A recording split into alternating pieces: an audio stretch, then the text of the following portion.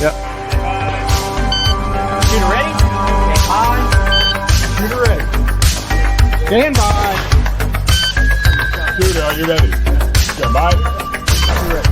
Stand by. Shooter ready? Stand by. And that's my fancy intro. Welcome to the Shooter Are You Ready podcast. I'm very excited. This was a spur of the moment guest. I mean, he was on the list and my plans fell through today and he had not as many plans as I guess I had that fell through. Anyways, I'm gonna keep rambling. I'm very excited about this guest. This is I don't know. I'm excited. And Paul's not here because he's at a competition. So it's just me. And ladies and gentlemen, Bolts and Holes is here with us today. Bolts, how are you doing today, sir? I'm doing better than I deserve, as I hear some people say. So I think that's Yeah. a good response. What did my stepdad always say when people said, "How are you doing?" He used to say, "Pretty good for a guy with a beard and a ponytail." That was like his number one response. He was an old biker dude. So the store that I manage, I think the most common thing whenever somebody asks you how you're doing, and the really common one is, "I can't complain," and then there's another response to that, which is, "It wouldn't matter if I did because no one would listen." Yeah. My stepdad used to say that one too. So yeah, So that's pretty much where we're at. Yeah, right on. Let's see. I don't even know where to start this. Like I said in the intro, I'm very happy that you're here. And Great to be here. I've never dude. first podcast I've ever been on. Well, I'm glad that I'm the first guy that you decided to soak in the podcast journeys. There you go.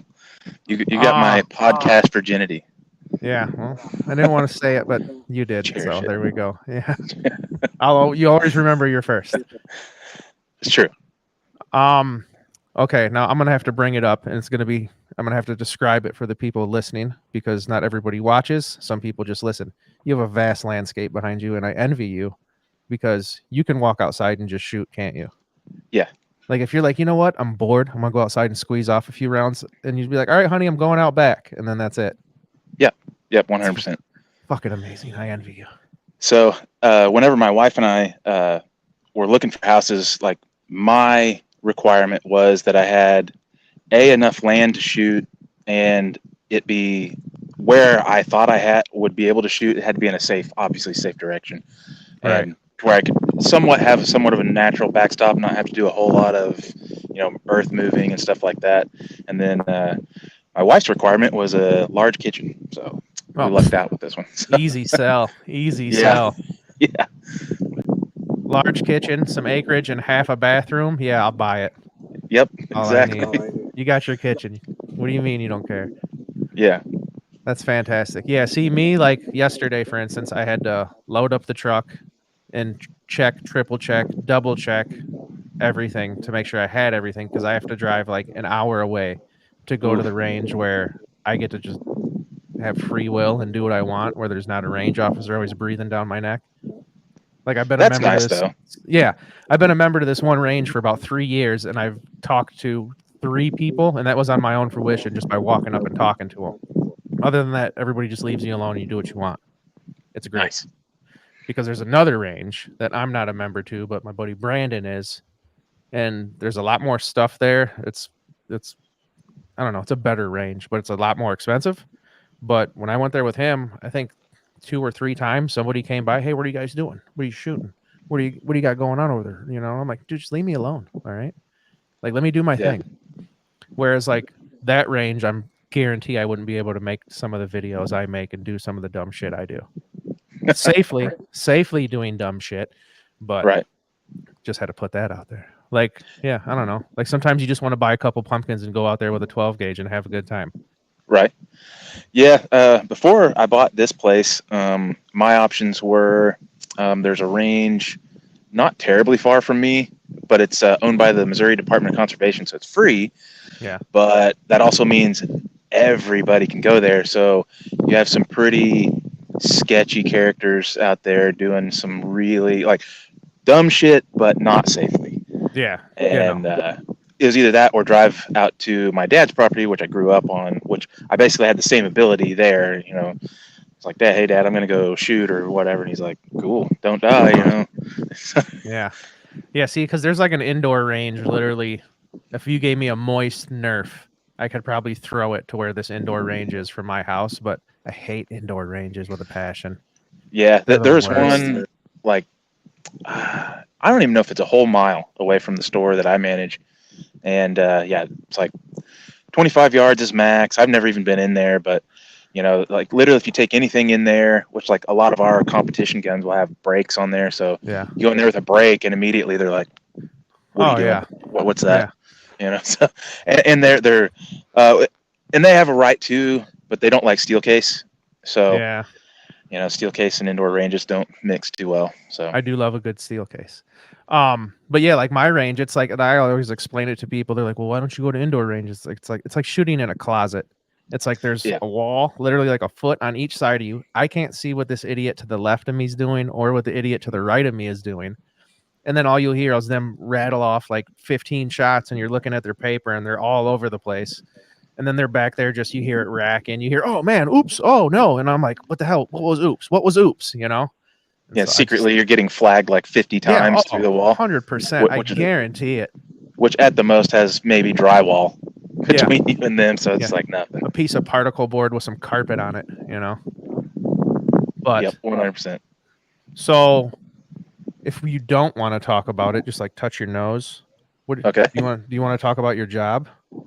Sure. Oh, okay, go for it. Where do you work at? So, if you don't know the town, just right off the top of your head, it wasn't that long ago we had the record for the deadliest tornado in U.S. history. So it's Ooh. Joplin, Missouri. Congratulations. Yeah, it was like an F5, and it leveled like it was like a mile wide. It was Good insane. Lord. Did not work there at the time, so that was good. But yeah, there's a store called Razor's Edge Tactical. It's on the north end of town, and I actually, when I first started there, I was just part time, and I just worked there on the weekends while I worked full time at Lazy Boy that Oh, builds recliners and stuff. Yeah, I did that for like almost 12 years. custom And it was- recliners? Sometimes, yeah. No shit, that's a thing? Yeah. I was just being an idiot. Yeah. Oh, yeah. Man. You can get in. Like if you get on the website, my wife still works there, but you can get in there and like pick the basically the model number or whatever style of chair that you want, the cover. You know, whether you want it leather, fabric, what color, Oh, wow. all that stuff. You can do. I all didn't of know it went that deep. it. Oh yeah. Oh That's crazy. Okay, I'm sorry. As you were talking about your new No, you're place good. of employment. yeah. So yeah, they naturally they closed down for a little bit, just like a lot of places did during COVID. And I'd always thought it would be cool to work there at the store full time, and I made a few efforts sometimes, but I didn't feel like I could really cut it because obviously I was going to take a big pay cut. Like I made really, really good money at Right. Lazy Boy, but it's just it's a factory job, so you're just coming in every day doing the same shit every day, and it's a corporate thing, and they really don't care about you and everything. And plus, I was just while I'm at work at Lazy Boy, I'm thinking about guns and stuff like what am I gonna use all this money that I'm making for? Yeah. But yeah, during COVID, I helped out up there, because I was furloughed, along with everybody else at Lazy Boy, and the owner made a comment. He's like, "Oh, you should, just not go back, just work for me full time." And I was like, "Ha ha ha!" And he's like, "No, I'm serious." He's like, "If you think you can do it, just let me know." Hell yeah. So my wife and I sat down, crunched the numbers, and I was definitely gonna have to watch my spending a lot more. Yeah. But yeah, I did that, and my boss basically created a job that was never there before, and that was assistant manager. So I was assistant manager for maybe a couple years, and then the dude that I directly worked for, the manager, he split off to kind of do his own thing. Like there's not really any bad blood there or anything. He just kind of wanted to do his own deal. So he left, and now I am the manager, been manager now for at least a couple years. Nice. So Well, good for you, man. Look, you've got the multi-acreage lot to just walk out in your underwear and drink coffee and shoot guns. 100%. Working at a gun store, living the dream, dude. Living the dream. Fabulous beard for everybody that's not watching and just listening. Much respect for the beard.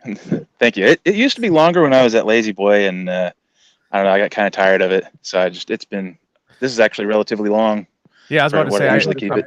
I'm going in next week for a trim. I used to have mine. I used to be able to grab it with a fist and still have some coming out. And then after a while, I'm like, that's Yeah. just too much. That's If too I much. look down like this and my beard starts getting in my way, that's Yeah. when I need to shear it. Oh yeah, yeah. Like But I don't know. It's a lot of work. It's a lot of beard's a lot of upkeep. it is. Some people don't get it. I personally, my favorite thing is I like beard balm, Oh yeah, not beard oil or wax. I do not like wax. I tried wax one time, yeah. and I didn't realize how like that stuff is like that's for styling your mustache and making Oh it yeah, rigid. and like And keeping it that way for at least a week. yeah, it was Yeah. because it was hard to wash out. Oh, So I I was like, bet it okay, was. we'll never do that again. So yeah, so the I've balm I think is a good mix between wax and yeah. oil. Yeah, God, I can't even remember the damn name of the stuff I've been buying. It got me on like one of them Facebook or Instagram ads. Like, Fable, I Oh, think is, and they got like all these weird scents, like crazy. And like they had like a buy one get whatever for free, and I spent like $100. And now I yeah. have like a multitude of like 6 different oils, 6 different butters, and they all smell like my beard now smells like a fresh fall like day. It's like got some pumpkin in there, a little bit of Nice. cider, and it's nice. I like it. And so like, I got green apple. I got all types of weird shit. But Nice. yeah, I think I'm in with the balm today. yeah. Right now, I think I'm using Burt's Bees. Oh, organic. Yeah, Look at you. yeah. It's a actually pretty sizable tin, Yeah. and yeah, I have to say, I've used beard balms for quite a while. I don't like the tins that thread on because inevitably they all get stuck. And I don't know. I find my hands to be like wet or something, and I can't seem to get it undone. Where the Burt's Bees just kind of snaps down. So, Speaking of tins, I remember years ago. We're on beard discussions, but we're bearded men. I had a tin, like you said, and it screwed on, but I didn't know it screwed on. Oh no, how did it work? Yeah, I didn't know it screwed on because I thought it just popped off, and it like wasn't. I couldn't pry it off, and so I was like throwing this thing on the ground and everything, and it wouldn't pop off. And then eventually, I'm like, oh, it's got threads on it. Okay, I'm just an idiot. So I had this dented can of some Viking something. I don't know. It's ridiculous. I think Anyway, that's something that I would use. Like literally, my previous can was like Viking some. yeah, shit. it was Viking something. Vikings have beards. Yeah. It's a good Something. sales pitch. But yeah, I Good do on like. It seems like I don't know. I like any of the beard balms lately that aren't the traditional scents, if you will. Sandalwood and pine tar. Like if it's anything but that, I'm for it because There's they just sandalwood, there's pine tar, there's like aged oak, and I can't remember what like the basic beard smells basically are. Tobacco is a huge one. Yeah. You don't see it that much, but sandalwood and pine tar is like top two. That's like the entry level. But like I think I got one now. It's blueberry and tobacco. It's amazing. I don't know why. You wouldn't think that it smelled, but it's like this is amazing. I smell fantastic. So occasionally, actually before I got into cigars, my boss bought me a pipe for tobacco, right. And pipe tobacco smells amazing. Oh, it's completely different. It's not like you're walking around ripping a cigarette. It's right. Yeah. And it's just like I don't know. Cigars are more convenient, but man, I like smoking pipe tobacco a lot. Like it's way more mild. It smells better. It's a job though, keeping that thing going. Oh yeah. That's why like old farmers do it because they're used to just working all day. So keeping a pipe going was, that's nothing to them. They just got done working 19 hours. The pipe's nothing. Yeah. Let's see here. Do you remember your first competition? Oh yeah. Oh yeah. Let's hear it. Yep, it was Kalash Bash. Mine. Really? Yep, it was Kalash Bash 2020, I think. Either 2019, 2020. It was. I think it was like the second one. So I know I was a little bit iffy about going because how I heard about Kalash Bash is I think it was a Brandon Herrera video, and he was like at the and he was staying in like an RV or something like that. It almost got blown away or something. I was like, God, this is nuts. But you know, I watched more of it. And it's like, oh, it's an AK only competition. Like that sounds kind of cool. And so I was like, oh, what the hell? I'll go. And I was so nervous, man. Oh, I was so nervous because, you know, I've been to classes before and I've shot, but I've never been on that scale of an event. So my, you know, very first one is a 200 plus people event. And most of the people that I halfway knew had already squatted up. So I didn't know anybody. There was no openings and stuff. So Clay's like, here, you're in this squad. I'm like, okay, cool. I don't know any of these people. Yeah. And it actually turned out to be AK Mario was in there, and Neil, the combat accountant, was in there. Let me see. And I can't remember his name, but he's like the Cerakoter there at Pro 2 Customs that Neil works with. Okay. He was in there, but dude, Neil and Mario, man, they helped me out so much. Like it must have been written all over my face. Oh, yeah. I'm trying to look around, you know, and do my best. And they, like I say, they before the very first stage, they come over and like, hey, is this your first competition? And I'm like, yeah. And they're like, don't worry, man, we'll give you some pointers and stuff. And I did way better than I thought I would do. I ran my crank. Ran irons. You know me, like I love to run irons. And so I ran those terrible crank irons for my very first competition. And yeah, did pretty good. I want to say I was top 10 in my division at least. Nice. I think I placed like 6th or 7th. And then like overall, I think I was like 50th or something like that. Like I made there's 1 or 2 stages that I made some goofy mistakes, and it ended up like, again, first competition. So I was just like, I let it get to me, you know, and just like completely scramble my brains, and I just bombed the whole stage. So had I not done that, I probably would have done even better. But I'll never, you know, miss a chance to give, you know, tip of the hat to Mario and Neil for helping me out a lot. I mean, it's helped me a bunch, like laid a really good foundation for me going forward with competitions. Okay, well, since we're going to be tipping hats, let me tip my hat to you, young man, because not my first competition. My first competition was Thunder on the Tundra up in Wisconsin. And that is like, it wasn't terrible, but it's smaller stages, I guess you could say. Like mostly, if I don't know numbers offhand, let's say there's 8 stages, 6 of them are run and gun. One's probably 100 yards. The other one's 200 yards. So it's just all real close. Pap, pap, pap, pap. All right, good. And it was fun. I loved it. And then I went to like a local, like practical rifle, like 4 stages, just like a little, you know, half a day event. And I was like, I love this. This is what I want to do. I'm like, where's the next one? And then I was watching videos and Clay's like, oh, KCON. KCON's, you know, the hardest one. I was like, I got 1.5 competitions under my belt, dude. I'm ready. Yeah. And that was when I first met you. And then, cause I got there, and I didn't know Clay like personally, but he had me like, I guess I'll say it. I don't care. I was like fanboying out because I was watching one of his videos one day, and he's all like, oh, you know, Midwest Savage made a comment. He don't know this, but I've been watching his videos. I was like, what the hell? So like the pressure was on at that point. Cause I remember exactly how it happened. I panicked so bad. I joined squad 3, and there was like a handful of people on there. And then just, you know, it's getting closer. And then I look at squad 3 again, like, man, is anybody else going to be on my squad? I don't know anybody.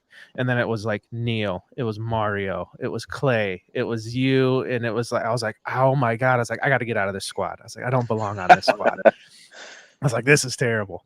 And so I just said, whatever, let's do it. And then get there, you know, nobody. I'm unloading. I see Clay. I walk over, introduce myself. And I was like, just letting you know, I was like a little intimidated that you're on the same squad. He's like, oh, you haven't met Neil and Mario yet. And I was like, no, he's like, those guys intimidate me. And I was like, oh, great. And then, I think that first stage was the baseballs. And I've talked about this many a time, and I hated it because all I did was shoot 200-yard targets because I was worried about that 600-yard shot. Right. I was like 600-yard shot. I was like, I can't mess this up. 600-yard shot. And they're like, there's baseballs 5 to 15 yards. Hit them. And I'm like, what the hell? Yeah. Totally ate shit on that stage. And I like literally walk into the second stage. I'm on the phone with the old lady coming home.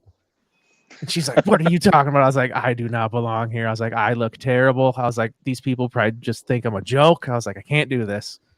And then second stage, like I said many times before, I did much better.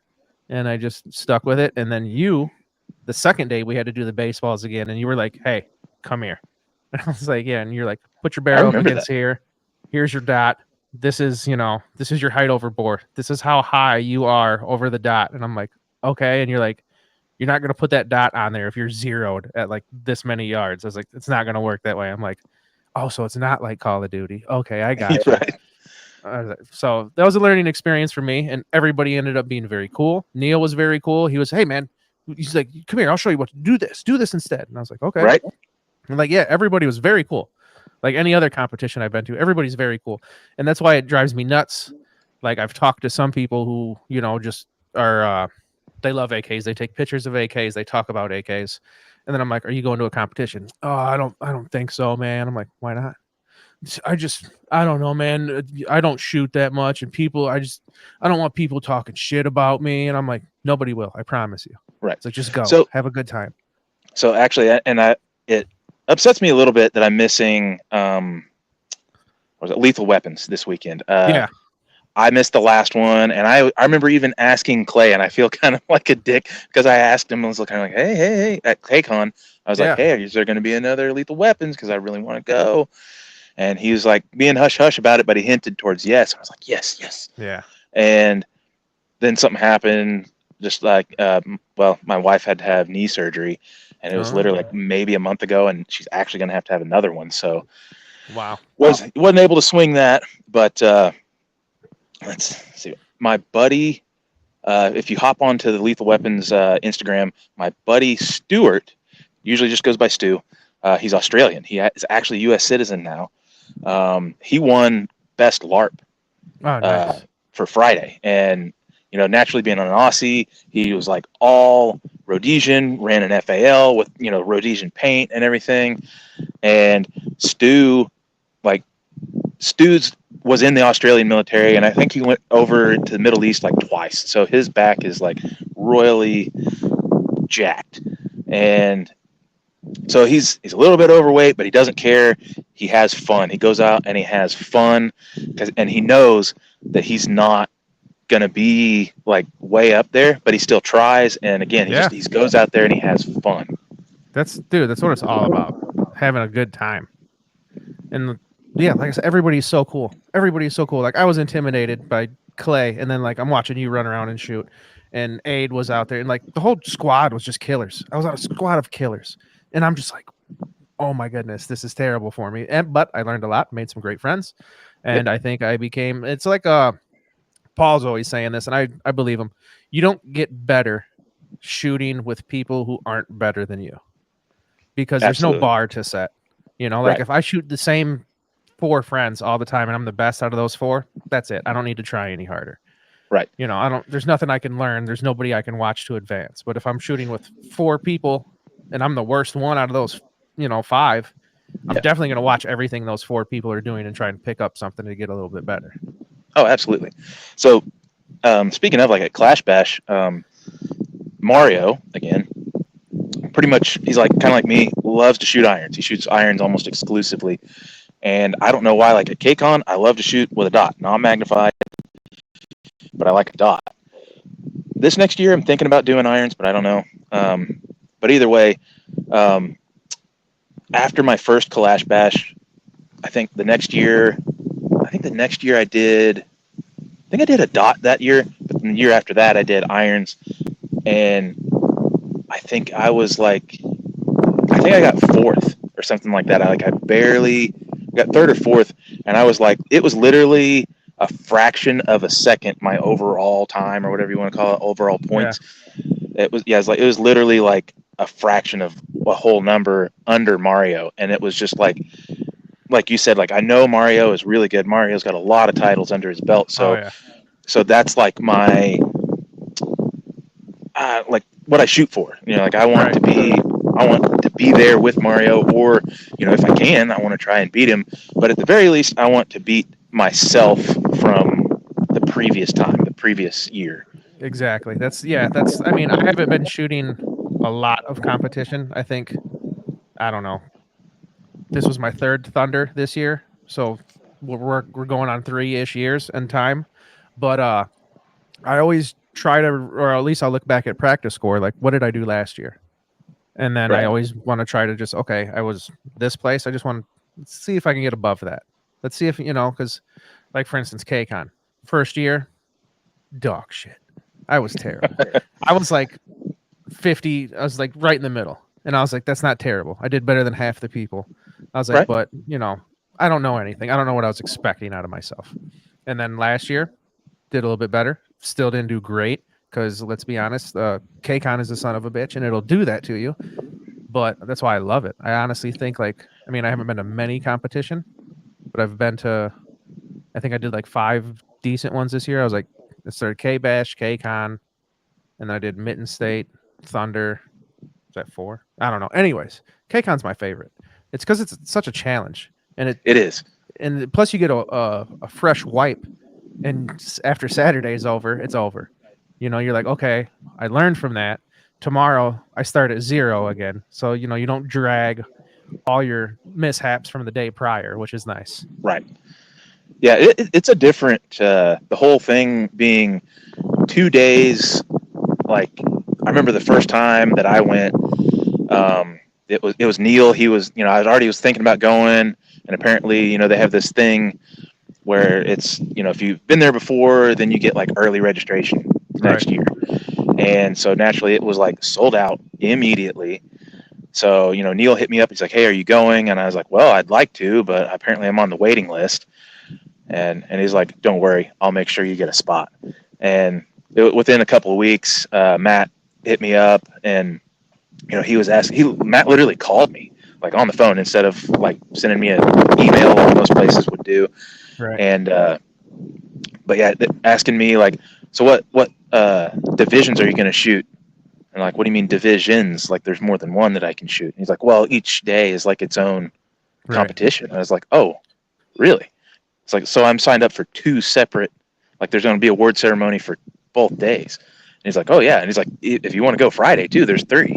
Yeah. Like, but it's kind of cool because like I heard other people talking about like, well, I'm going to shoot, optics magnified, then I'm going to shoot this. I'm like, you're going to shoot this whole competition twice? I'm like, no, it's like separate days. So it's kind of cool that you can do that. Yeah.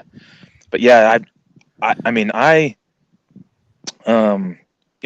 to tactical classes and stuff like that, and I don't know, I love the difficulty of KCON. Like people complain it kicks your ass, and it does, but it's weird. It's like in a good way. Oh yeah. And not to be confused. I mean, I absolutely love Kalash Bash. Like this last Kalash Bash, probably one of the most fun Kalash Bashes I've been to. Just because I got to do a lot of stuff aside from the competition. But the competition, I felt like the stages, they're fun, but they're not. I don't feel like they're as challenging. Oh no, I think it was Paul or Tommy I had this discussion with. K-Bash is fun. It's a great melting pot of everybody that you talk to through Instagram and stuff over there. I mean, everybody's there. Oh, yeah. I think that I wasn't knocking K-Bash, but I think the stages, like you said, it's definitely not like KCON. K-Bash is more user friendly to where it's like hey, come out, have a good time. Don't necessarily beat yourself up because you didn't hit a 600-yard shot or you sucked at standing on a spring-loaded board and trying to hit targets. That was so hard. Dude, it was terrible. I don't even like talking about it because I did so bad, and I was just getting frustrated. Like, this thing is literally 30 yards in front of me. Why can't I hit it? And it's because I couldn't stop moving. Well, and then I like that the beginning. So, I mean, again, touching on Kalash Bash, like they painted targets. They're either painted white or they're painted like neon green or neon orange. Easy to see. I remember coming up to one of the stages and seeing the RO and like looking out and like, hey man, none of us can really see this steel target over here. And he's like, yeah, I know. Like that's the idea. Squint. Yeah, I thought that it just been shot a lot. You know, Yeah. if you shoot steel a lot, it kind of turns gray from all the lead Right. splatter and stuff. And it's like, no, they were painting the targets dark gray. I was like, oh my God, these things Yeah. are back in the woods in Missouri. So it's like, and during the summertime, so it's like shaded and stuff. Like the one that ate my lunch, Kalashnikov was the one where you're getting on the rafters or whatever, and you had to shoot through the ladder. Yeah. Like I bombed that one. I felt like really bad. Like I did okay on the ladder, and then got up top where you have a more stable platform. I felt to shoot Right. from, and then I couldn't hit shit. That's like I didn't get any closer or further away, and I use the same holds, and I'm just like, Yeah. why can't I hit anything? Yeah, that one amazed the shit out of me because that was when I was just shooting a regular red dot and I had like an aim point, and it's probably like a 1.5 MOA, if anything. It's a little. And then, yeah, shooting through that ladder, I think you were calling the shots for me then because somebody I was think looking so. through. Yeah, because I was just pulling the trigger and you're like, hit. And I was like, no way. And then I moved over to the next one, pulled the trigger, hit. And I was like, no way. I'm hitting all these. This is great. And then, yeah, that just amazed me because what was the small? Wasn't there like a 4-inch or a 6-inch gong was the smallest one out there? At least it was tiny, It was and they were, ridiculous. yeah, they're a little over 100 yards. Yeah. So a little over 100 yards, you've got if you've got a 2 MOA dot, it's covering up half your target. Oh, yeah. The thing's painted gray, and it's way off in the woods, shaded. So it's just Yeah. like, yeah. Yeah, And I think whoever I did whoever better. it was gave us a good tip. They were like, find out where the target is hanging because you could see that, Yeah. and they're like, go down where you think it is, and then go for it. Yeah. I mean, it was a fun one. But I think I did better shooting through the ladder than I did on the actual platform, like you said. Because yeah. once I got on that platform, I was like, I'm not hitting these like I was just hitting them. Because I think I probably shot, I may be lying, but I might be giving myself more credit. I think I only shot like 3 targets with my pistol before I timed out. And I was like, you got to be shitting me. But Well, I could hear, I was bombing the rifle when I got it up top, and I could hear Neil saying, he's like, fuck those things, fuck them, just shoot your shit with your pistol. And so I had my Galil Ace, my rock and lock, and I pushed up with my index finger on the bolt release, which I could lock the bolt back. And so, you have to clear your gun before you go to pistol. So I did that and was setting my rifle down, and I think I had already set it down, and the RO was like, hey, you got to clear that. You got to clear it. And I was like, I did. It's like it's open. And he's like, oh, shit, I'm sorry. And so that cost me like 1 or 2 seconds, and had that not happened, I would have hit all the pistol targets. Like I had one left, and I was going over to it, and I was about to squeeze the round off, and the timer goes off, and I timed out. Yeah. I was like, damn it. Yeah, that'll happen. Dude, a couple seconds will get you. Everybody's, oh, it's 2 seconds, big deal. Oh no, man, it'll come at you back in the worst way. Yep. Where was I just going with this? We were there, we were shooting, it was fun. Oh, the when Neil's telling you just forget it, shoot the stuff with your pistol. That's a thing I need to seriously work on because KCON's like the only competition where that's a thing. Skip the target and keep moving. For me, at least, all the other ones I go to, you have plenty of time to finish the stage. But KCON, it's like you're missing, keep going, forget that one. Where like I have too much pride to where I'm like, no, I'm gonna hit this, and then I'll keep moving. Because that, like you said, it's a tough event, man. And that's like the only one I go to where that's even a thought in your head is skip that target, you missed it, keep going. But yeah, at the same time though, it's the penalties at KCON are so heavy. Oh. Like, what is it for failure to neutralize is what, a minute? It's half a minute or a whole minute? It's something 30? crazy. I don't know. It's up there, man. They add up quick. And I don't know. I'm gonna right now. My plan is to head up there for the winter one. We'll see how that goes. But it's just I don't know how it's gonna go just because it'll be January and driving around there with all the hills and stuff. If the weather's bad, it'll be a no-go. How far are you from KCON? When it was Houston, Missouri, I think I was like maybe a couple hours. It's really not that bad.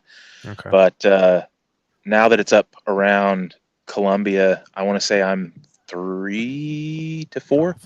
I wish. So it's still not 4 hours. Yeah, it's still not that it got longer for me, but it's just like when I hear how much like Mario and Neil, Neil, because Mario didn't make it last year.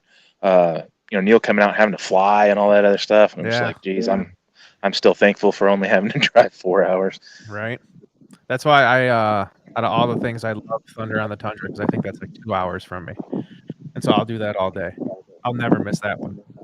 But KCON's not bad. It's like 8 hours I think for me. 7, 8ish. That's not too bad. K Bash was like 19 hours.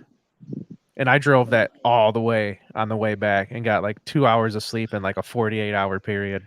It was stupid of me.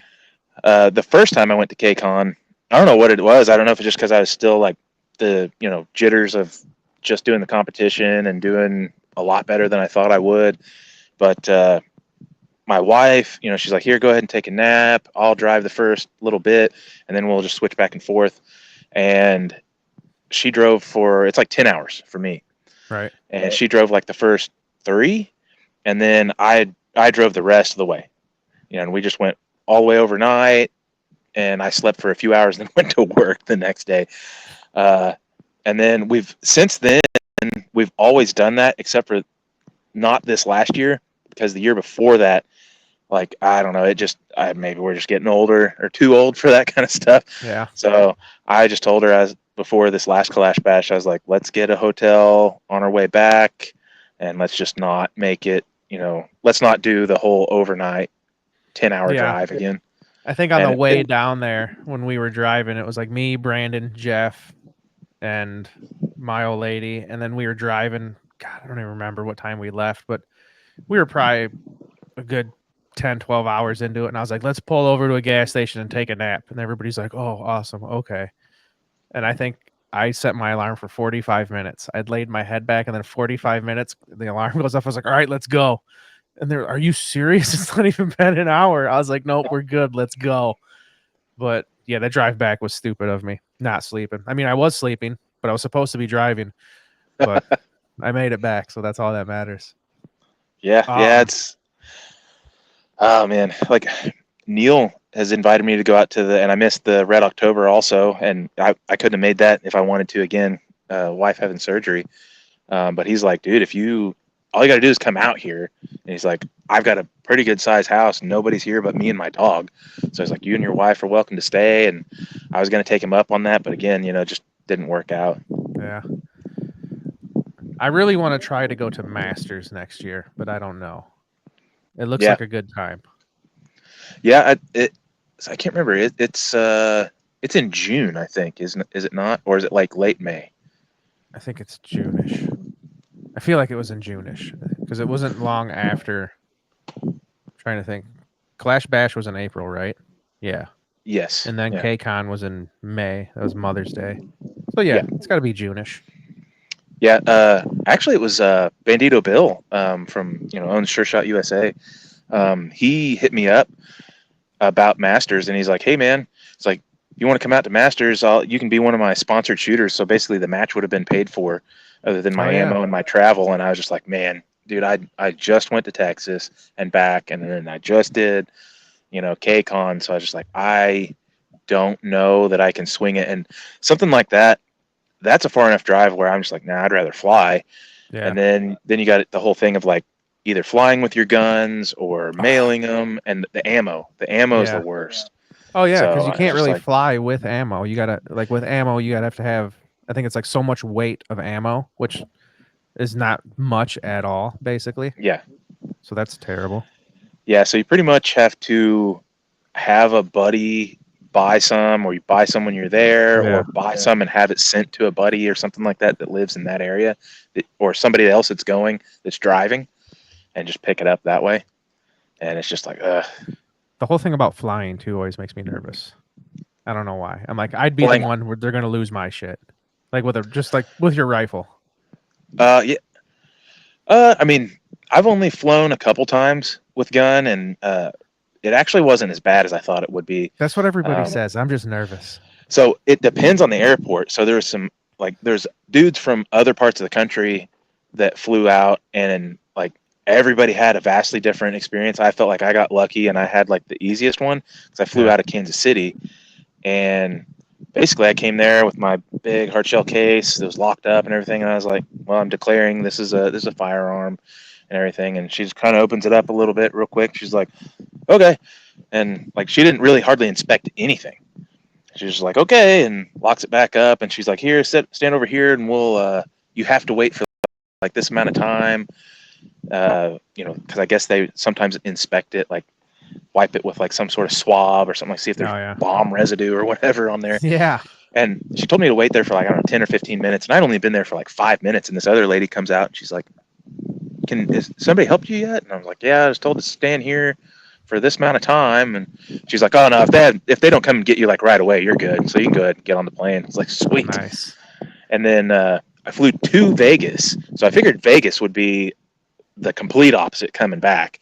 Right. And they actually weren't bad at all. The problem there was my flight got delayed like a ton of times to where I didn't leave Vegas until I should have been back to Kansas City and on the way home. Cool. So yeah, I basically slept the entire flight, which I usually don't do. Right.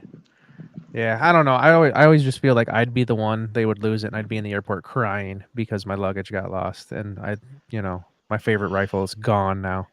Right. So I don't know. It just makes me really nervous. I don't know. Yeah. I mean, that made me nervous too. But just the whole like being pulled aside and them strapping on a glove and like, okay, getting like a cavity search just because I didn't bring in a gun. So I guess I just overthought it quite a bit. I think last time I went to Vegas, they did that bomb residue thing, and it was weird because it was like I was leaving from where I live. Like I'm close enough to Chicago where we have a different airport, so I don't have to go into the city. I can go out of this littler airport by my place. But there was old people in front of me, old people behind me because I'm going to Vegas. The people in front of me, they wipe their hands, put it in this little thing, make sure there's no bomb residue. They let me right through, and then they swipe the old people's hands behind me. I'm like, you really think like out of all the people, it's not going to be, don't come at me, but it's not going to be me doing anything crazy. You're going to wipe down these old people and think that they're doing something. But whatever, they let me through, so that's all that mattered to me. Right. But I don't know. I digress. Do you remember your worst stage that you've ever shot where you just completely shit the bed? Yes. Oh, 100%. This one.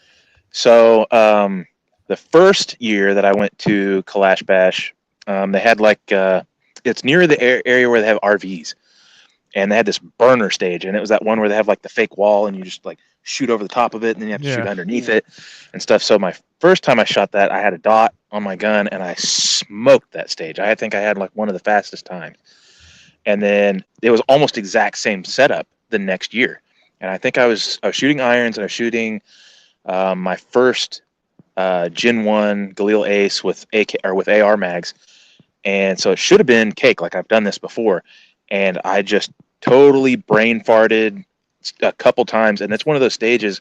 It's a burner stage that's fun, but basically if you're not like really fast at it, you've done bad. And I bombed that one. And then I think there was a stage right after that I didn't necessarily bomb, but I didn't do all that great. So still didn't do bad, but I don't know. That one at the same time, I got kind of give myself a little bit of a break then because my dad. That's when my dad had just had his stroke like a couple of months before that. So I think I wasn't. It was questionable whether I was even going to go. So I didn't practice as much as I normally did, and obviously my mind was on some other things. So I don't think I was thinking as focused as normal. But I mean, it is what it is, and I think that was the last Kalash Bash that they had, like, until like I think they almost went 2 years before this last one, and because they made it back in the springtime, so it was like a year and a half or so. So yeah, and then this last one I did pretty good. I got second. So there you go. My worst one. It was the only stage I've been DQ'd at. I guess would be my worst stage. Really? It was a stage DQ. Yeah, it was that year at KCON when I first met you, when it was still in Houston. It was I remember. Stage with the van. Yep. Because everybody was arguing about that high point gun. And it started messing up with me. Yeah. That's what started like, this is shit. We want to reshoot this, that, the other. And they're like, They're like, all right, fine. Everybody gets a reshoot that wants one. And I was like, no, all right, whatever.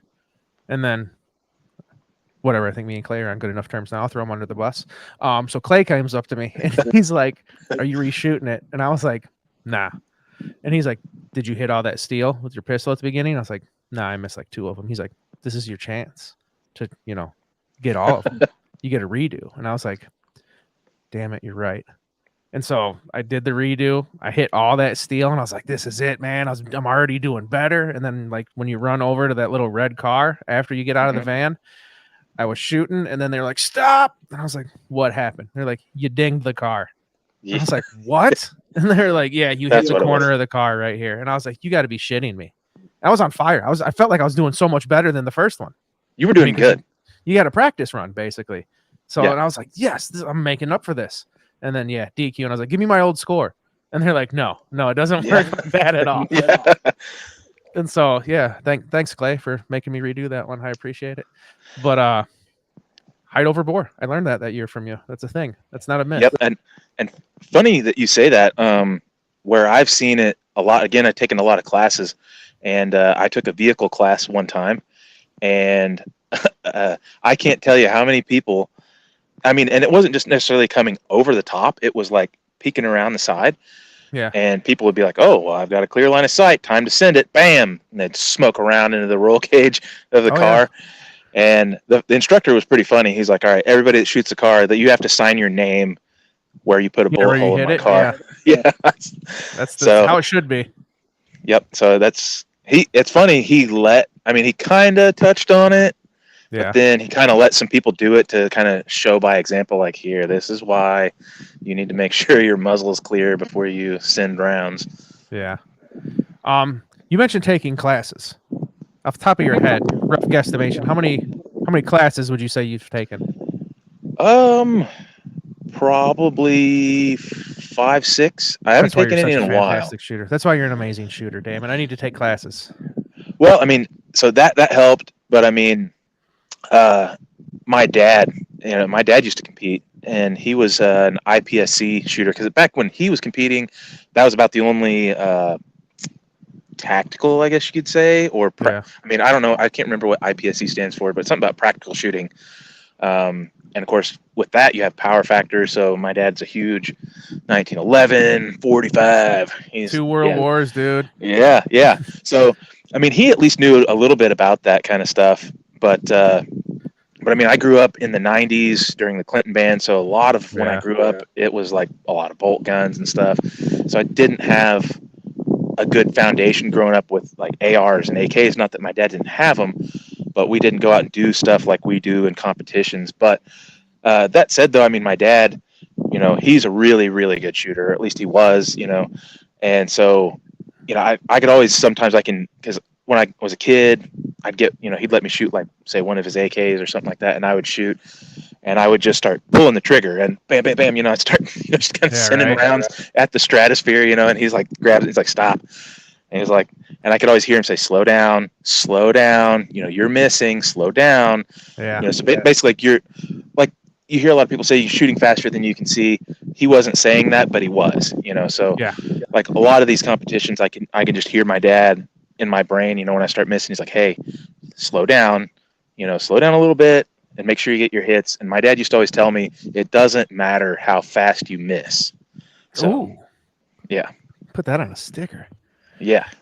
You know what? And that's funny that this is how we're talking about it, because yesterday I went out and shot a video because I just did a competition, and I went to like one of my local ones where it was 4 stages, but it was a 2-gun, and they've done like, I think 4 or 5 of them prior to this one I went to where they took like people with the best scores out of those last 4 competitions, and like this was like the championship round, right? And so then they took like the 5 people with the worst scores, which was me because I've never been there. So I started at 0. But anyways, out of 4 stages, they split everybody up, and they had a group shoot 2 stages and another group shoot 2 stages. And the best out of those 2 groups did like an elimination stage. And then whoever from that one went to like, the last stage. It was actually pretty cool because it really made you like, damn, there's eliminations here. Like I drove here, I'm only going to shoot 2 stages if I suck, which I did. Because that way the sun's not in the way so much. So I shot 2 stages. I didn't get to the elimination, but like my buddy Paul, Ryan, they made it to there. So it was just you shoot through the porthole at steel, drop down, shoot the steel, stand up, and you just do 6 knockdown plates with your pistol. I mean, it was just a quick little elimination. 2 guys going at it at the beep. It was nice. It was fun.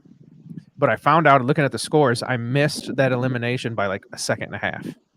Oh, Like it was basically like 3, points down or something like that. It was like if I didn't shoot a hostage or make one less miss, I could have got in there.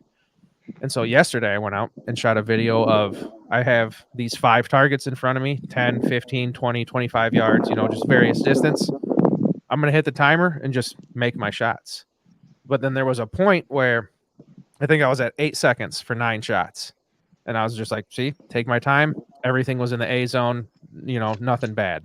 the sun is But messing then with me. Here we go. as soon as I said, all right, I'm going to speed it up a little bit, I got 9 shots off in 6 seconds, but also 2 of those targets I, missed to where it would have added, 5 to 10 seconds on my score. So taking my time and making my shots was 8 seconds. Me speeding up to 6 seconds, causing me to miss, could have been a total of 15 seconds after you add all the penalties. So speed comes with time.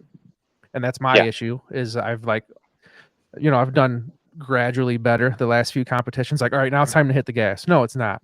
Just keep doing what you're doing. There's no time to hit the gas. You naturally progress to hitting the gas, I guess. I can say personally, from my own point of view of watching you shoot from your first KCON till this last year, your pistol skills went up like a lot. Like I could see a huge.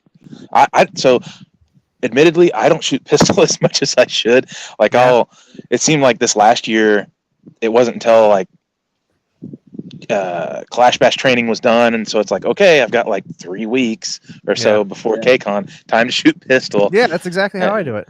And I was kind of worried because I'd never competed against Holosun, Adam Litke.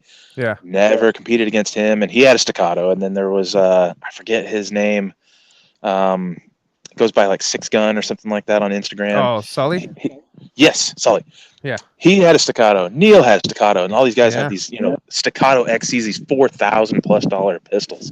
And I was running a Zev OZ9, which isn't a cheap gun, but still, I'm just like, man, here I am with my striker fired Glock clone, and I was like, I'm gonna get owned. And honestly, I felt like the staccato guys, like, you can get really quick splits and stuff because you got that nice, crisp, single action trigger pull. But honestly, I felt like I kind of held my own.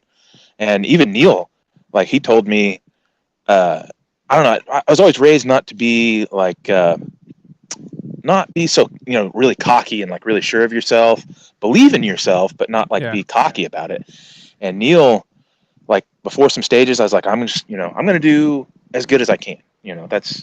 And then like after one stage, I was just like, man, I did really well. Like, surprisingly, I'm surprised I did well. And he's like, dude, you don't give yourself enough credit. Yeah. Like, you are up here. And I was just like, and I still, it's like, it's weird to me hearing somebody say that to me. I don't know. I think you're fantastic. Oh, I put you up there. Like, Bolt is on fire. I need to get on his level. Look at this guy go. And then, just watching you shoot I'm like, God damn, look at that guy go. Well, it's like kind of like you were saying about like one of your first times around clay. So I think it was my first Clash Bash. Like I started watching some clay videos and stuff. So I was kind of fangirling out when I saw Clay, and he just like walked right up to me. Like I was blown away that he even knew who I was. Yeah. And he was super cool, super down to earth. And he like grabs my hand and he's like looking at my trigger finger and he's like, I guess that's regulation. I'm going to let it pass. And I'm like, what? Like, how does he even know who I am? Yeah. So. Yeah, it blew my mind too. The wife makes fun of me because I was like, you wouldn't believe this. Clay said he watched my video. And she's like, yeah. And I'm like, whatever, go play your video games or do whatever you do. But I was I kind of did the same thing here recently. I posted a video of my H car, the Ohio ordinance. Basically, I got that on my list of things I want to talk about with you. It's so awesome. So I posted, and I think Ohio Ordnance got a new social media manager because I've tagged them before, and it'll be like days later. They're like, oh, like it, like that's it. Yeah. And all of a sudden, like I made a couple videos, and this dude hops in my DMs, and he's like, dude, awesome content. Like, we love it. Keep it coming. Anything you post, invite us to collab, and I was Yeah. okay. So I did something, and I'm sure you probably watched some Grantham stuff. Like, I love Grantham. Some of the stuff is like, if it's not informative and it's just like goofy stuff, I probably won't watch it. But still, like, he did a video on the H car. I'd already had mine at the time, but he still he did that Colt Monitor clone that he used in an Ohio Ordnance gun as the base gun. So he's like in pretty good with those guys. And so naturally they shared, I invited them to collab, and they went ahead and accepted. So my video's on their page, and Grantham liked it. And I like screenshotted it and I sent it to people, and I was like, oh my God. I was like, I can die happy now. Hell yeah, dude. That's a proud moment. Yeah. I would have done the same thing. Another thing, Brandon Herrera follows me. And yeah, I caught that. Yeah. And I was like, and this happened like a couple of years ago. And I was just like, why, of all people, why is Brandon Herrera following me? And he actually talked to me, and he's like, dude, I get people sending me your stuff all the time. So, I mean, Nice. I might as well follow you because, the videos get sent to me anyway. So nice. Well, here, we'll talk about why. You said why. Because let's look at your page here and all the amazing stuff you have. Some fantastic guns. You have 6,000 followers with 300 posts. And let me just say this. I have like 500 something posts. I looked earlier, and I have like 1,200 followers. And it's because you have amazing content. Like, you make great reels, informative. And where to go? I found a spot where I was going to ask you, what is your favorite platform? But if you start right, where was it? Because it was just like Galil. I was like, is it the Galil? Because you had like a stretch of nothing but Galils. I think maybe I was in your reels when I was looking at it. But you, much like myself nowadays. If you don't follow Bolts and Holes on Instagram, ladies and gentlemen, you're missing out. I'm just going to tell you that right now. Great content. We'll even put the little banner up there for people. But great content. I love watching. Every time you put something up, it's amazing. And I love that you tag me in it because it makes me feel special. I'm like, Bolts wants me to look at this. I must be somebody. I love to tag. I love to tag people like that. I got an ant on me. Love to tag people that I'm friends with, first and foremost, but people that, if I'm going to share your stuff, they always share my stuff. So I feel bad for tagging people. I don't know why. I did too at first. And then I saw that's what, because Instagram hates us because we like guns. Right. So that is really, it's like the number one way to grow your page or get your stuff seen is to have it shared by other people. Right. So, But that's why I got my Galil on the wall here, just for you, because I was like, I got to put the Galil up because Bolts is going to be here, so nice. Got to show some Galil love. Is that your only one? The short? Yeah, that's the only one for now. There's something in the works. Dude, those are hard to get. Apparently, those 7.62 shorties. The little ones, yes, they're very hard to get. And I was reading up on that. Well, I made a video of it. I don't know, a couple weeks ago. It's because of the brace. Yeah. And I guess because the whole brace hoopla, legal, not legal, that was when IWI was like, we're just going to kind of put this on the back burner. So what's out there is out there. And I don't know if at the same time. At the same time, I mean, they make, heck, I was looking the other day in an email at work, and one of our distributors that we buy from is like, hey, we've got 5.56 aces in both 16-inch and 13-inch, which 13 inches are pistols. Yeah. I can't remember if they came with braces or not, but you just don't see, it doesn't matter the caliber. You just do not see the super shorties, the 8-inch, the Israeli crinks. You just don't see those. Yeah, this thing's a monster. Yeah, and I think it has something to do, coming from somebody that has to work with the ATF, they suck way more than you think they do. Oh, I'm sure. And the reasoning and the, and stuff behind some of the rules and stuff that they do makes, like, it's the opposite. It's the most polar opposite of making sense as it possibly could be. And I think it has something to do with, there's some sort of importation thing. It probably has something to do with overall length there. Yeah. If I had to guess, because I know right around the time that they did the brace thing, there was some other stuff changing with imports, and I think it had something to do with that too. Probably. Who, like you said, the rules and regulations is just, it's a joke most of the time. It's just hoopla. Just another thing to do to piss people Still off. fighting the sun. There we go. I've been talking to you too long, but I'm having such a good time. You're This is good. gonna be a great episode. I have a feeling this is gonna be one of my best ones because you're such a fantastic Hopefully. person to talk to. Oh, thank you. I talked about your Instagram. Okay, let's talk about something here. How much do you work out? Because you're not a small guy, and you look like you do a lot more than just carry milk in the house. Yeah. So, I don't know, man. It kind of stems from when I was a little kid. You know, I don't know if you've seen the video, but it's like I was born in the mid '80s, so I grew up watching, you know, like Conan the Barbarian, you know, Terminator. Hell yeah. So everybody in the movies is buff, and I literally remember. Speaking of Conan the Barbarian, I don't know if you've ever seen the original. Oh yeah. But whenever they capture him and he's a little kid, and I think it's like a grain mill, and he's like pushing the thing around, you know, and then it's like him going from a little kid, and then next thing you know, he's just fucking jacked. Yeah, right. You know, I literally asked my dad, like, "Hey, can you build one of those and strap me to it? Because I want to be, I want to be big like that." My dad is like, "It's gonna take you know." My dad knew, you know, like some of the stuff they were doing. It's like it's gonna take more than that. But you know, I kind of worked out just kind of. I would get into it and then get out of it, get into it and get out of it. Oh yeah. And it's before I met my wife. For about a solid year before that, I don't know, just one day I was like, you know what? I'm going to find one of these places that has like a good solid workout routine. I'm going to do it, the whole thing, and I'm going to follow their meal plan, you know, exactly as they say. Like if they tell me not to eat it, I'm not going to. They tell me to eat it, that's what I'm going to eat. And also, you know, got all the supplements, took all the supplements they told me to take. And you know, I've always liked working out, but I just saw great results, and I just basically became addicted.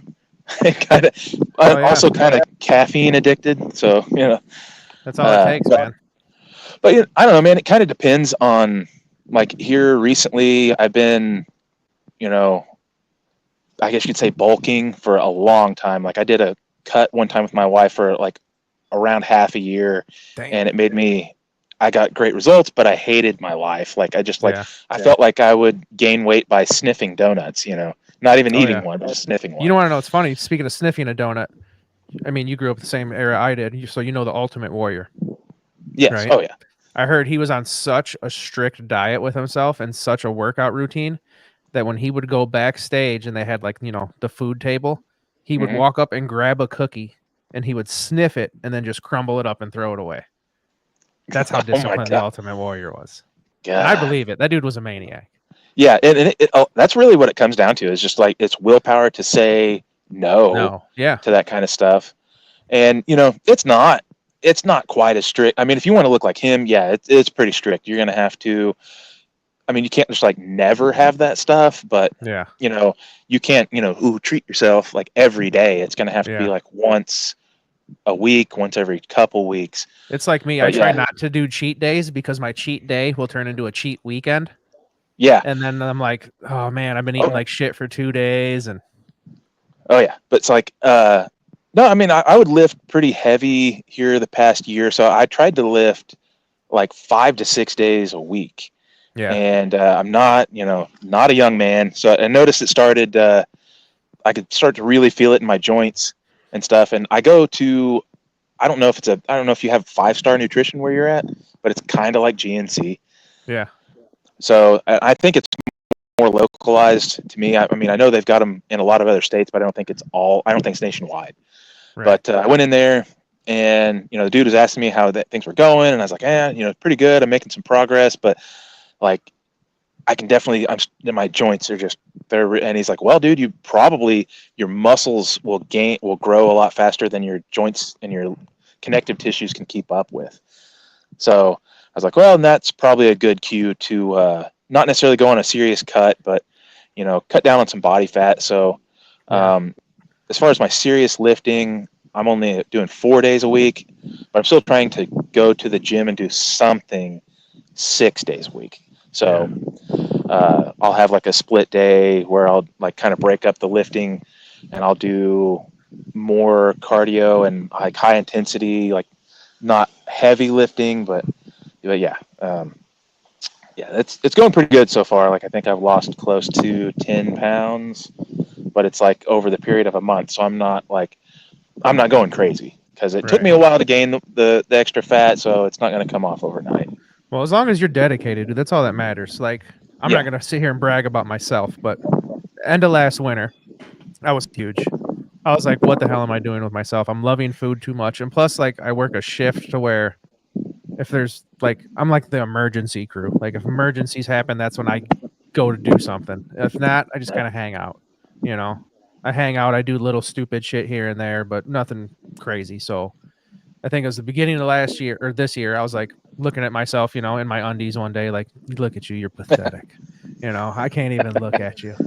And so it was when I hate sounding like this because I sound like an idiot talking about this, but Sam Solik's all over the TikTok, right? And so I was like, look at this dude. I mean, obviously he's taking a little something besides Skittles, but, and he's just like every day I notice he's got a video, legs today, tomorrow, next day, arms, this day, chest, this day. And I was like, all right, this guy's got a routine every day. So I was like, you know what? I was like, I'm going to do it. And I just, had to anchor down and get dedicated. And like, I would be at work and bloop, the phone would go off. Sam Solik, arms, video today. I was like, all right, I'm doing arms today. And the next day, all right, I'm doing legs. And I do it for 3 months. I was at that gym every day. Nice. And I was trying not to eat like shit. And I lost like 20 something pounds in 3 months. I was feeling great. And then K-Bash came around. I wasn't going to the gym every day for like that 4-day stint. And that kind of threw me off a little bit. And then I kind of got back on it when I came back. And then KCON. And then I kind of stopped going for a little bit. And so I felt great at the beginning of like first 3-4 months of the year. And now I'm trying to get back into it. But like I said, like a cheat day will turn into a cheat weekend. And it don't help when I got kids that don't want to eat chicken and broccoli all the time, Yeah. But so, I mean, if you're dedicated and you feel good, I mean, dude, get it. And I'll tell people, don't pay attention so much. Don't dwell so much on what the scale says. Yeah. Because so like, for instance, whenever my wife and I were doing that cut, and like I got down to where I was taking in like 1/4 gram of carbs per pound of body weight. Right. So I was taking in, it was like 40, 50. It was not much. And when my wife and I would usually, she was doing that with me. So our cheat day was always Sunday, and we didn't go to the gym. We just ate like shit. We ate whatever we wanted because it was, back to work and the gym, on Monday. And dude, just from that one day, from being so carbohydrate starved, and carbs will make you store a lot of water. Yeah. And from Saturday, the day before, to Monday, I would gain there's a couple times I gained like 10 pounds in one day, according to the scale. But it was all water. Like a lot of people would freak out and like, oh my God, and they'll get really discouraged and everything. But within sometimes 1 or 2 days of being back to that cut diet and that harder workout and everything, I would lose all of that. So I didn't gain that much fat. It was literally just water. So, and that brings me to another thing. Like, again, I'm talking about that 5-star nutrition. They have something in there called an in-body, and it passes like electric current through your feet and your hands. And basically it tries to measure, like how much weight and body fat do you have? How much weight in muscle do you have? What's your skeletal mass? All this other stuff. So there's been times where like I'll still weigh myself, but the scale's not really moving. It's kind of staying put. And I'm just like, well, this kind of sucks. Am I just treading water? And then you go there and come to find out I've actually lost, a couple pounds of body fat, but I've gained a couple pounds of muscle. So therefore, that's an ongoing battle. Right. So that's I'm going to try and check in, doing this, fat loss thing every couple weeks. The last time I checked in was a week ago, and I had lost, it was almost 5 pounds of fat. And then I think I had lost maybe half a pound of muscle. So it's hard to be in a calorie deficit and not lose a little bit of muscle. So I was really happy with only losing that, like that ratio. That's really, I felt like that was really good. That was the one thing I was battling, was I was trying to eat like very good and lift weights. And like I work with this guy I used to work with. I mean, he still works at the same place I do. He's just in a different state, but I'm going to show, or not a different state, different city. This is Tom Callis. And I used to work with it, and he holds records for squatting and deadlifts and stuff. But nice. Yeah, I would work with this guy, and he would just let me know like how good I'm not doing, you know. And he'd be like, you know, and he like coaches and like does workout, you know, little webinar tips and stuff, like a 405 bench. I mean, this dude's an animal. Jeez. But and like just working around him made me be like, I can't come in here every day looking like shit with Tom. But like I would try to diet, like I would try to like not eat crap, eat just good food, and then I'd call him like, this is what I'm doing, and he's like, well, how much food are you eating? I was like, just this. He's like, that's not gonna do anything. And I was like, what? He's like, if you're working out and lifting, he's like, you need to eat more. I was like, yeah, but I don't want to gain weight. He's like, dude, it's one or the other. He's like, you know, there's like a very fine line between I want to work out, gain muscle, and lose weight. He's like, you gotta, you know, it's hard to balance it. Oh yeah, yeah. And if I ever go in there into 5-star and I hop on the in body, and like there's a dramatic uptick in muscle mass and something similar in fat, like they give you this weird look because, you know, they work there, and obviously it's kind of like I say, it's kind of like GNC. So most of the dudes there also lift, and you can tell, and they just kind of look at you because it's like, you usually don't see that. Usually you see everything go down or everything's going up. So it's like you said, it's a really fine line to literally have body fat go down and muscle go up. Yeah. And it's pretty much impossible without, you know, some help from other stuff. Yeah. You know? Well, the best help I get for working out is I have a wake up alarm clock of CT Fletcher yelling at me. Oh, dude. And I noticed I noticed that you, like when I see CT Fletcher post, I'm like, oh, Bolts likes CT Fletcher as well. I was like, all right, this guy's even cooler than I thought. So CT links back to that first program when I took it like super serious. Back then, he was with Muscle Farm. I don't know if you know who that is. Yeah. So like I think that place used to be owned or co-owned by a guy named Corey Gregory. And so like that dude's pretty jacked. Like he still is jacked. And I think he's in his 40s or maybe 50. But then he also had a lot of videos of CT Fletcher. And I was like, who is this guy? Yeah. You know, telling everybody's like, it's still your motherfucking set. And I'm just and he's like looking at his giant arms. He's like, I command you to grow. I'm like, oh my God, this guy's awesome. Yeah, he's insane. Yeah. Yeah. CT's great. That's what I tell people. Like, there's this kid at work who's like, I was supposed to go to the gym today, but I don't think I'm going to make it. I'm like, what do you mean? And he's like, I'm not going to have time. I'm like, Izzy Miff, dude. He's like, what's Izzy Miff? I was like, it's still your motherfucking set, dude. Yep. I was like, what are you going to do? Go home, sit on the couch, eat a popsicle, you pussy ass? I was like, get up and go, dude. Yep. And sometimes, like, I need that. I need somebody to yell at me through my speakers in my truck, like calling me, you know, lazy and fat. And like, yeah, you know what? I got 30 minutes at the gym's better than 0 minutes at the gym. You know, at least I can do 100%. Something. Yep. So the way I viewed it whenever I first started was I basically told myself, like, this is another job for you. Yeah. So, you know, you have yourself to answer to. What happened to Bolts?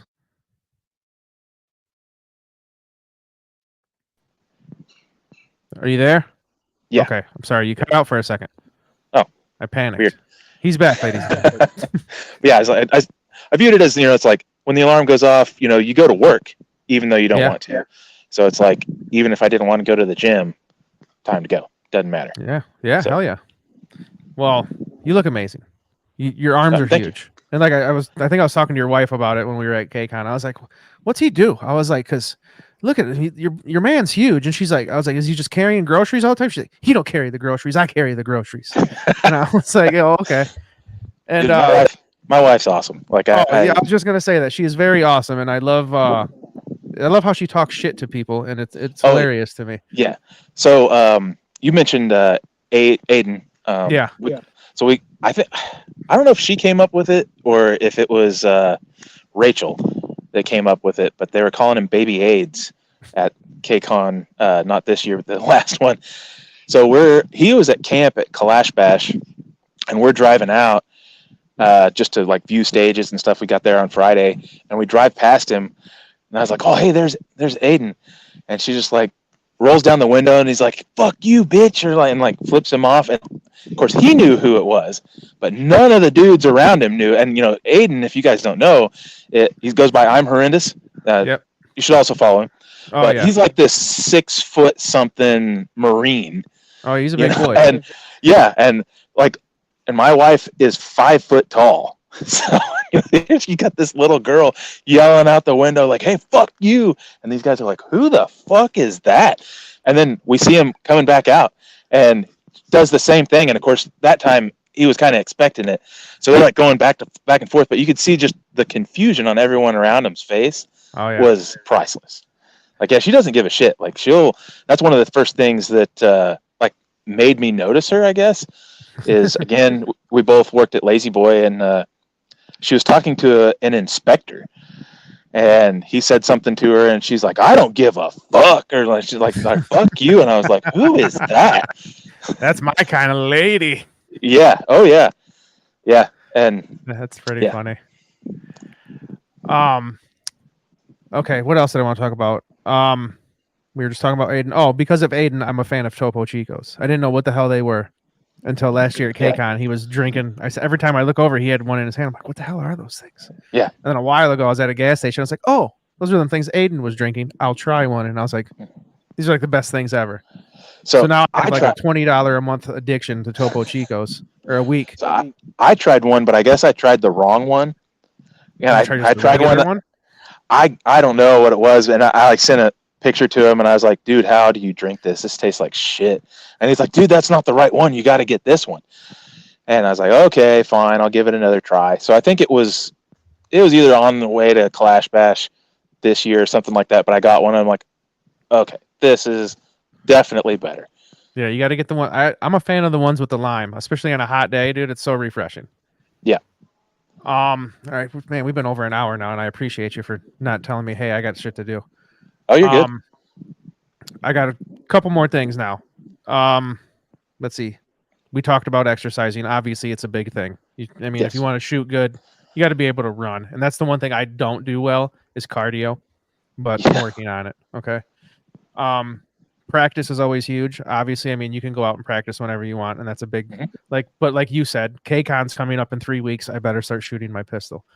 Yeah. And if there's somebody that loves to give advice and not take it, it's me. Like on a lot of my videos, I'll be like, "Oh, just, don't mess with stuff before competition. It's just a bad idea." And then here I am, like a week before Thunder, trying to hurry up and slap this Galil together by putting the delete kit and a new trigger. Yeah, I messaged you about the trigger. It was like a week before, and I'm like, "Hey, I gotta get this thing ready because I'm never gonna practice with it." But that is a huge part. Practice makes perfect. Obviously, that's an aspect of all things of life.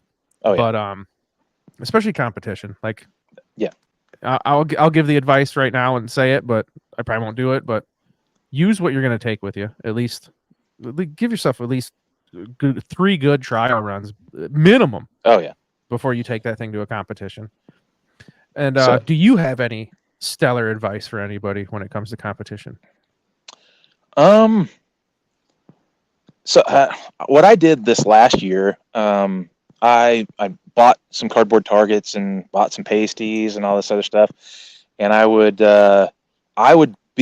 tried to be my own worst critic, be really hard on myself, not like trying to make myself depressed, but like you do something and admit to yourself like, "Hey, I could have done better here." And I would set up, courses of fire and run them and write down my times. And I would write down my scores and I would make notes. I literally had like a bunch of notes on my phone and be like, "Hey, right here, I could have, like if I went through and I made note that, hey, all my hits were really good. Like I had all A zones or something like that." And like, if you're at a match like Clash Bash, where, it's 2-gun rules or 3-gun rules where it's like 2 hits anywhere and it's neutralized, or 1 alpha and you're done. And it's just like, so if I'm getting like doubles that are this far apart in all my A zones, obviously I can speed up. Or, the other way around, if like I barely got a line perf on a delta, or something like that, it's like, hey, right here, you might want to slow down, right, or something like that. So, I would make notes like, especially like if you're transitioning, starting to bring the gun to your shoulder before you stopped running, like as you're getting into position, I would make note of that. Like, hey, I felt like I was a little slow doing that, or and I don't know. I would just do things intentionally to challenge myself. Like, again, areas that I knew and I felt like I struggled in, and I would try and focus on that, because obviously if you're already good at this other stuff, it's not going to improve your overall game to hammer down on the stuff that you're good at. Hammer down on the stuff that you're bad at. And it kind of translates back into the gym. Arnold Schwarzenegger used to always say, find the weakest part of you and make it the strongest. Oh yeah. Now see, that's fantastic advice, because I put up a clip on Instagram a couple days ago. I took with the little Ray-Ban glasses that have pissed me off, because I just shot a whole bunch of shit the other day with them, and I got a new phone, and now all the video I just used on those for my new video I'm supposed to put out tomorrow, like, doesn't work. So I'm gonna have a shitty video, but I'm putting it out anyways. But I put a video out, and it was shooting 3 targets, and it's like I would shoot, and then I would shoot, and like Tommy sent me a message after I posted it, like, why do you drop your rifle so much? And I'm like, what? And I watched the video again, and I'm like, son of a bitch, he's right.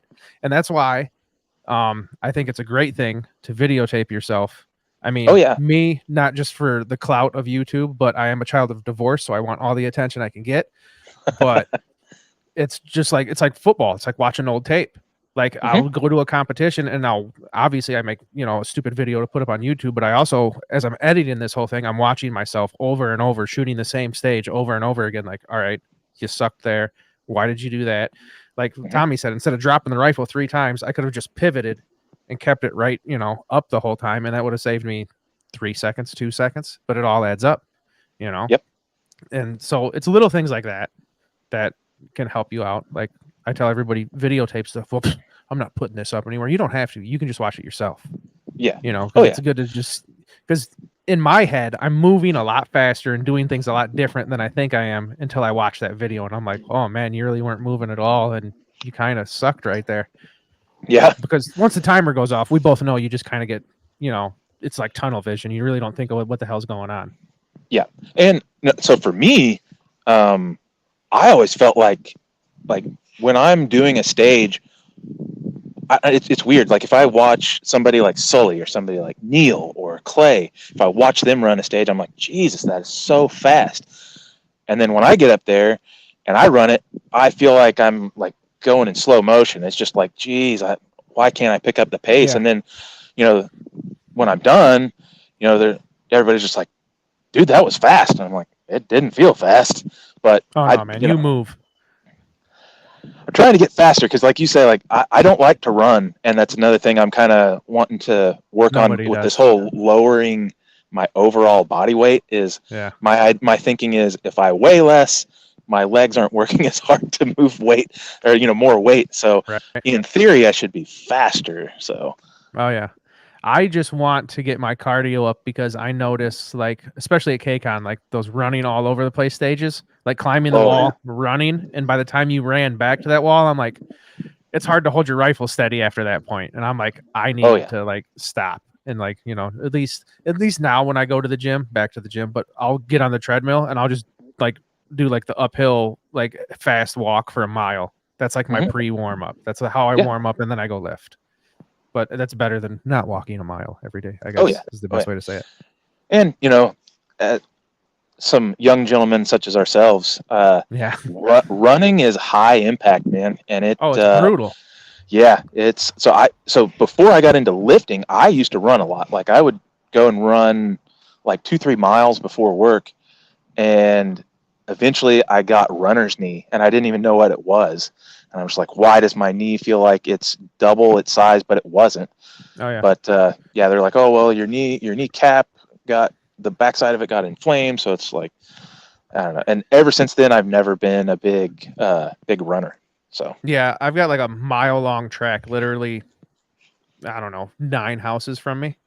Mhm. It's just like a big oval. It's a quarter-mile track, and Mhm. it's a perfect place to go. But like, I'll go and I'll either walk outside of it or like run the inside of it because it's a lot better to run through the grass than it is to just pound on the blacktop the whole time. Because Yeah. I do half mile like at a nice easy jog. Dude, my knees and my shin are just beat up, and I'm like, yeah, I better just kind of get in the grass. Yeah. But I'm not a young buck anymore. I gotta kind of watch what I do. Yeah. All right, now the important question. I'm gonna get out of here with you real quick, but this has been a thing now. What's your favorite breakfast cereal? Oh man, Fruit Loops. Really? You're a classic Yes. guy. Fruit Wow. Loops. Yeah. Always has been. I don't know why. I mean, I like, and weird thing is, I don't like, you're talking about cheat days and cheat meals and stuff. Any more cereal isn't a one that comes up anymore, Yeah. but I mean, really it is because it's like dessert in a bowl Oh covered yeah. with milk. But yeah, Fruit Loops. I don't know. That's just always just been Fruit Sticking Loops. to the classics. I like it. Yeah. That's you're not like well, have you tried these new ones? No. I'm a cinnamon life guy. I had a bowl. I hate to admit it. I had a bowl last night. Whatever, sue me. But it's delicious and I love Carbo it. loading for the next lift day. Yeah, exactly. I went to the gym today, so it worked out. There you go. But is there anything else you would like to mention or bring up? Put me on the spot. Anybody you want to high five? Anybody you want to thank? Anything? Anything you want to mention? Anything you don't want to talk about how much you don't like? Anything you want to talk about how much you do like it? It doesn't matter. Anything. I just I don't want you mean, walking out of here like, damn it, I should have said something about that. I mean, as far as stuff that I don't like the algorithm on Instagram. Yeah. Yeah, I got super extra punished over the summer. I literally shared a meme. It was a meme, so it was a joke. And Right. I didn't even write it. I had none of my own text other than I was saying like, oh, hey, it reminds me of this Bush War, I think it was. And he shared it. He didn't get in trouble, but I did. And also I shared literally Brew Tactical. He tagged me in something, and all I did was share it to my story. And then I got in trouble for trying to sell guns, Oh yeah. But apparently, Instagram, I guess it was around the same time, they went on a rant and just like they got a bunch of people in trouble, like not just people that are into guns, just everybody. And it's actually a little conspiracy. And they talked about like a lot of people suspect like basically they would do something, and if you look at like what you're being penalized with, it's like they take away your ability to monetize your stuff. Oh yeah. And yeah, that's what a lot of people are suspecting, that they're actually not doing well financially, and they're just making up stupid bullshit and to get people in trouble to That's ridiculous. not be able to do that. Not that I've ever done it, but yeah, some of the bigger pages are like, yep, we're in trouble. We can't monetize our shit. That's terrible. So. I think I've only ever had like my PP slapped like twice on Instagram, and it was for like the most ridiculous shit. Like I think once I had 2 different optics on a pistol, and I was like, which one? And then they're like, you're trying to sell, stuff. And I was like, how? I was like, which one I was asking people to pick which one's better, and then like on YouTube once they took down a video. It was like when I first started doing, and I was just like an idiot on a tabletop. This is this rifle, I like it, just dumb shit. And I took the dust cover off, and then like they were like, you're modifying a rifle. And I'm like, no, I just took a dust cover off. Like, what the hell are you talking about? But it's just dumb little shit. And then like some of the stuff I see on there, I mean, clearly I'm sure you've seen some outlandish wild shit, and you're like, how did I get in trouble? But this video is going around, Right. And my plan is eventually to get a little bit more active on YouTube. But that's what scares me, man, is just like, you're not supposed to, there's some weird rule, I think, with magazines. You can't show yourself attaching suppressors, which I have.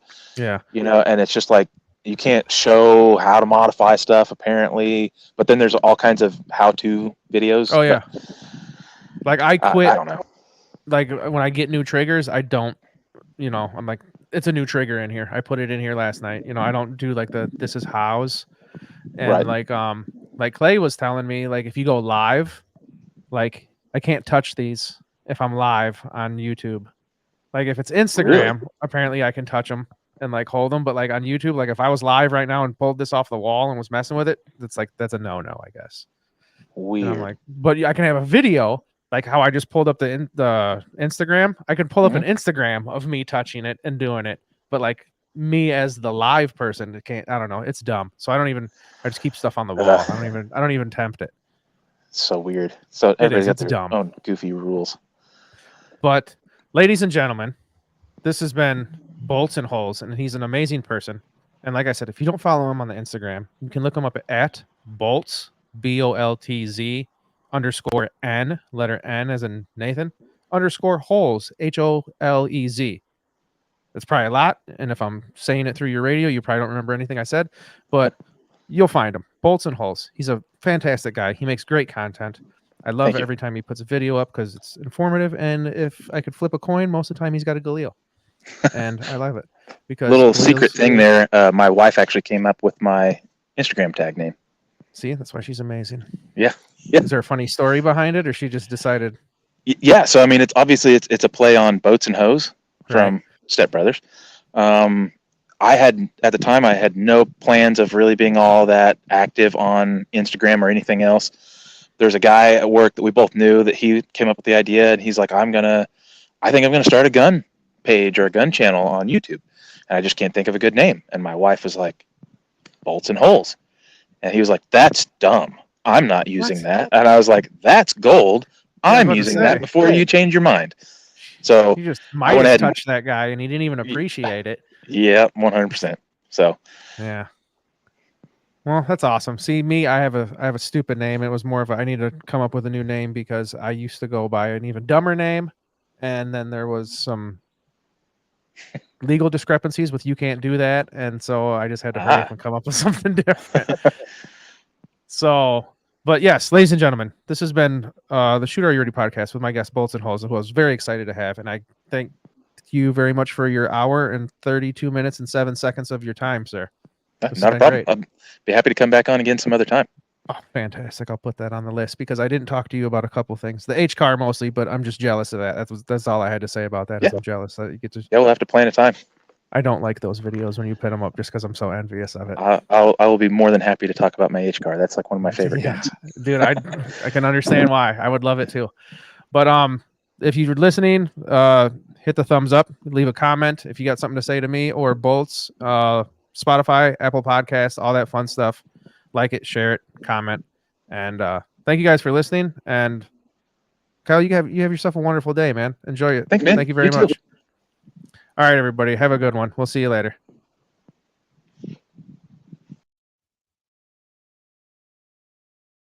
Shooter ready. Yep. Shooter ready. Shooter ready. Stand by. Shooter, are you ready? Stand by. Shooter ready. Stand by.